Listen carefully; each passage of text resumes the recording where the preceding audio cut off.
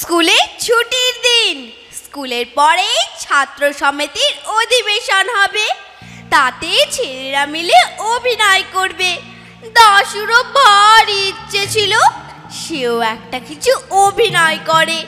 একে ওকে দিয়ে সে অনেক সুপারিশও করিয়েছিল, কিন্তু আমরা সবাই কোমর বেঁধে বললাম সে কিছুতেই হবে না, সে কিছুতেই হবে না।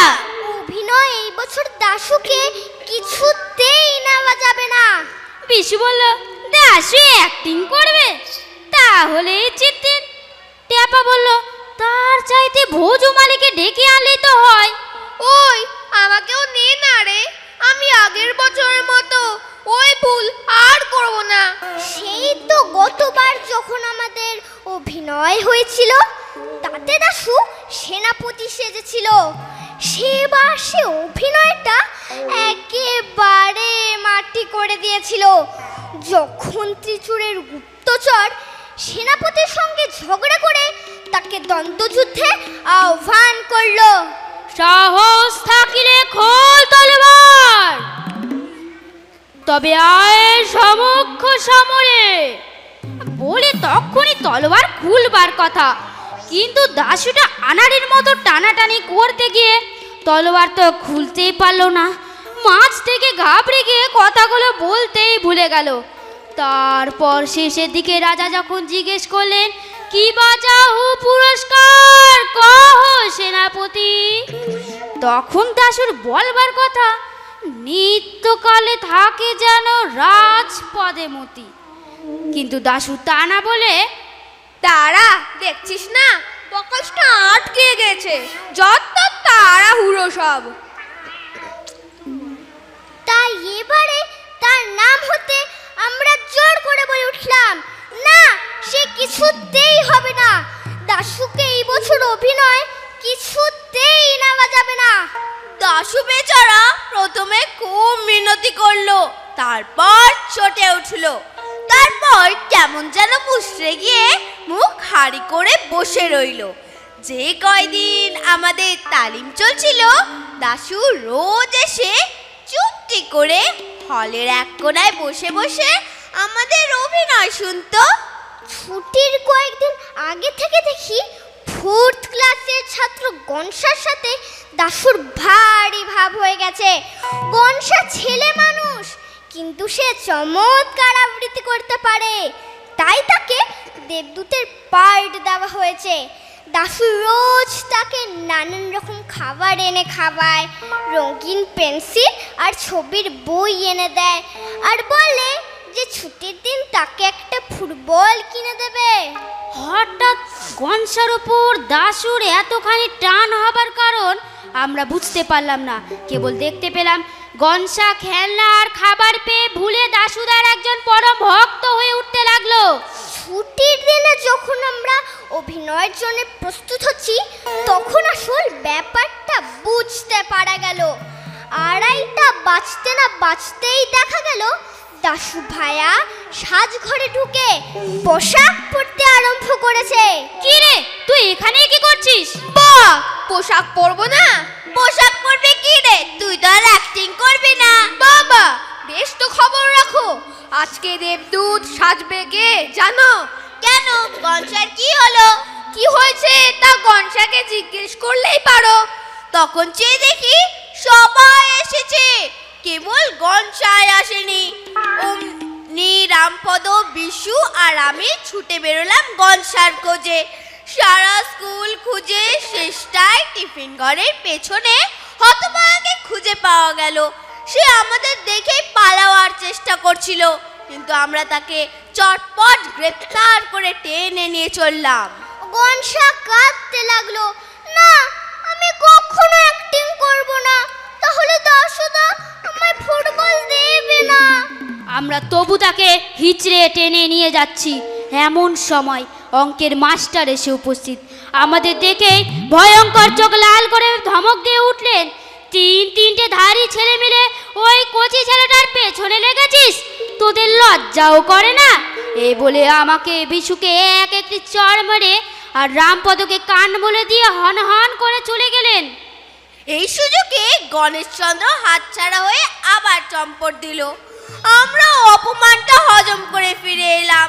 এসে দেখি রাখাল আর দাশুর মধ্যে মহা ঝগড়া লেগে গেছে। রাখাল বলছে, তোকে আজ কিছুতেই দেবদূত শাস্তি দেওয়া হবে না। বেশ তো, তাহলে দেবদূত আর কেউ সাজুক, আমি রাজা কিংবা মন্ত্রী সাজি।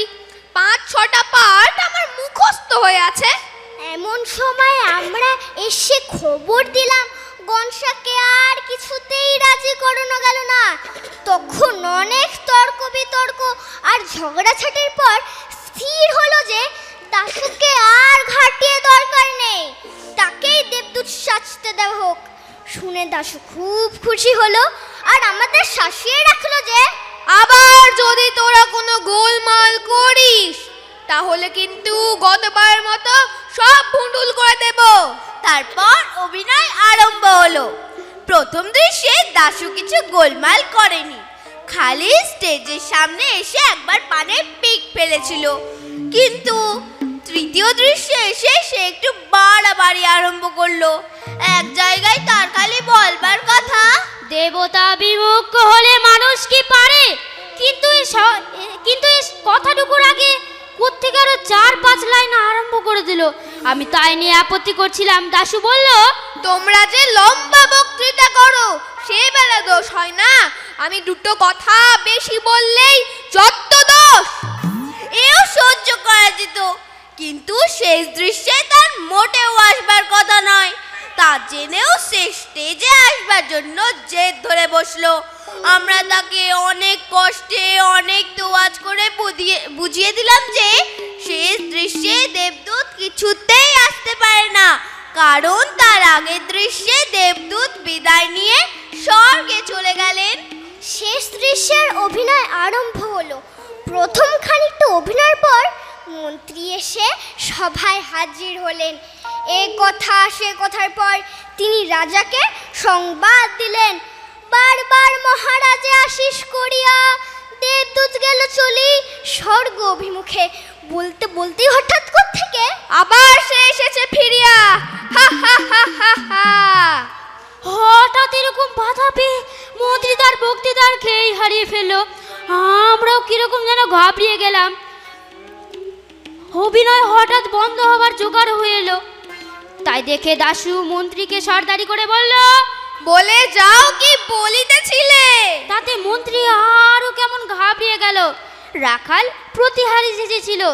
দাশুকে কি যেন বলবার জন্য যে একটু এগিয়েছে, অমনি দাশু, চেয়েছিলে জোর করে ঠেকাতে আমারে।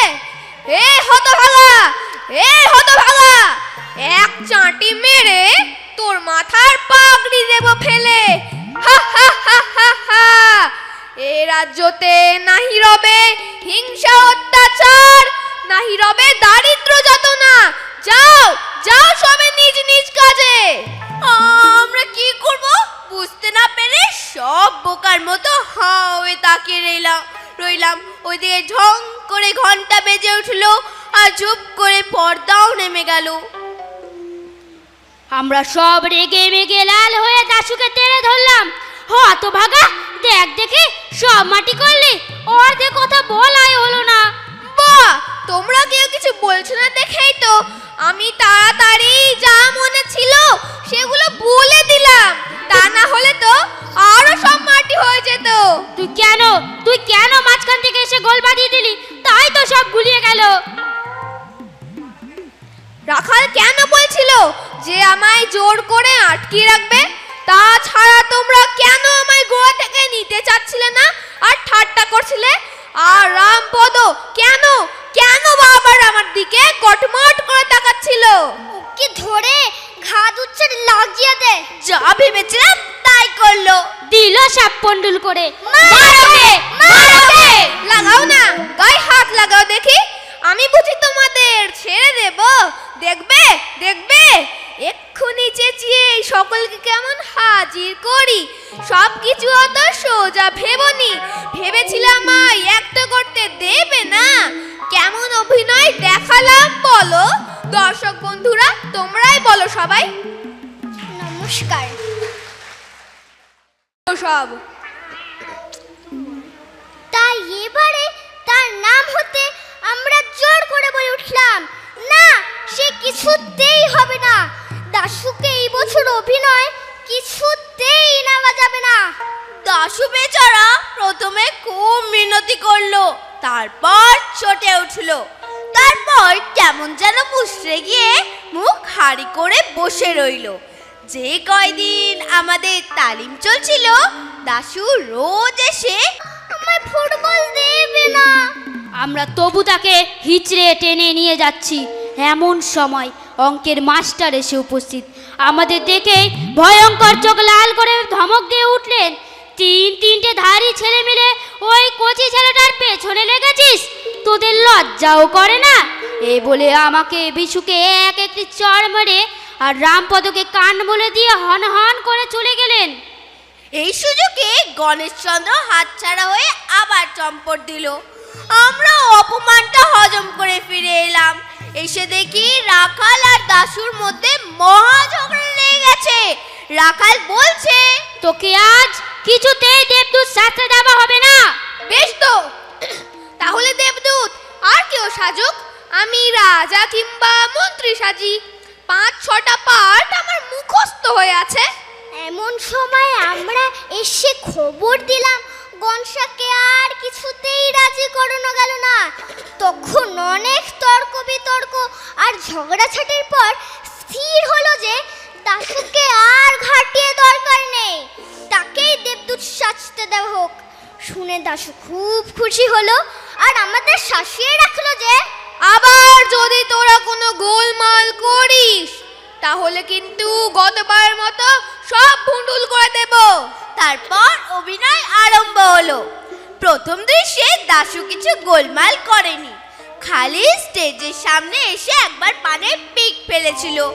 কিন্তু তৃতীয় দৃশ্যে এসে সে একটু বাড়াবাড়ি আরম্ভ করলো। এক জায়গায় তার খালি বলবার কথা, দেবতা বিমুখ হলে মানুষ কি পারে? কিন্তু এই কথাটুকুর আগে কোত্থেকে আরো 4-5 লাইন আরম্ভ করে দিল। আমি তাই নিয়ে আপত্তি করছিলাম। দাশু বলল, তোমরা যে লম্বা বক্তৃতা করো সে বেলা দোষ হয় না, আমি দুটো কথা বেশি বললেই যত দোষ। এও সহ্য করা যেত, কিন্তু শেষ দৃশ্যে তার মোটেও আসবার কথা নয়। তা জেনেও সে স্টেজে আসবার জন্য জেদ ধরে বসলো। আমরা তাকে অনেক কষ্টে অনেক তোয়াজ করে বুঝিয়ে দিলাম যে শেষ দৃশ্যে দেবদূত কিছুতেই আসতে পারে না, কারণ তার আগের দৃশ্যে দেবদূত বিদায় নিয়ে স্বর্গে চলে গেলেন। শেষ দৃশ্যের অভিনয় আরম্ভ হলো। প্রথম খানিকটা অভিনয়ের পর মন্ত্রী এসে সভায় হাজির হলেন। এ কথা সে কথার পর তিনি রাজাকে সংবাদ দিলেন, বারবার মহারাজে আশিস করিয়া দেবদূত গেল চলি স্বর্গ অভিমুখে। বলতে বলতেই হঠাৎ কোত্থেকে আবার সে এসেছে ফিরিয়া। হা হা হা হা হা। হঠাৎ এরকম বাধা পেয়ে মন্ত্রী তার বক্তৃতার খেয়েই হারিয়ে ফেললো।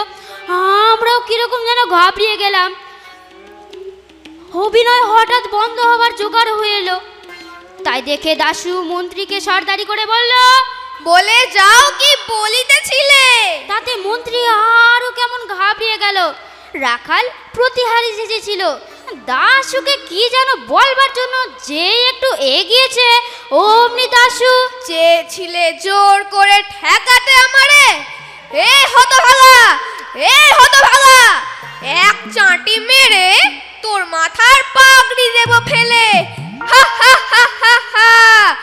এ রাজ্যতে নাহি রবে হিংসা অত্যাচার, নাহি রবে দারিদ্র যাতনা। যাও যাও সবে নিজ নিজ কাজে। আমরা কি করব বুঝতে না পেরে সব বোকার মতো হাঁ হয়ে তাকিয়ে রইলাম। ওইদিকে ঝং করে ঘন্টা বেজে উঠলো আর চুপ করে পর্দাও নেমে গেল। আমরা সব রেগে মেগে লাল হয়ে দাশুকে টেনে ধরলাম। হতভাগা, দেখ দেখে সব মাটি করলি, অর্ধেক কথা বলাই হলো না। বাহ, তোমরা কেউ কিছু বলছো না দেখেই তো আমি তাড়াতাড়ি যা মনে ছিল সেগুলো বলে দিলাম। তা না হলে তো আরো সব মাটি হয়ে যেত। তুই কেন মাঝখান থেকে এসে গোল বাঁধিয়ে দিলি? তাই তো সব গুলিয়ে গেল। রাখাল কেন বলছিল যে আমায় জোর করে আটকিয়ে রাখবে? তাছাড়া তোমরা কেন আমায় গোয়া থেকে নিতে চাচ্ছিলে না আর ঠাট্টা করছিলে? আর রামপদ কেন কেন বাবার আমার দিকে কটমট করে তাকাচ্ছিল? ওকে ধরে ঘাত উচ্চে লাগিয়ে দে। যা ভেবেছিলাম তাই করলো। দিল সাপ পন্ডুল করে। লাগাও না, গায়ে হাত লাগাও দেখি। আমি বুঝি তোমাদের ছেড়ে দেব? দেখবে দেখবে এক্ষুনি চেঁচিয়ে এই সকলকে কেমন হাজির করি। সব কিছু অত সোজা ভেবনি। ভেবেছিলাম আমায় একটা করতে দেবে না।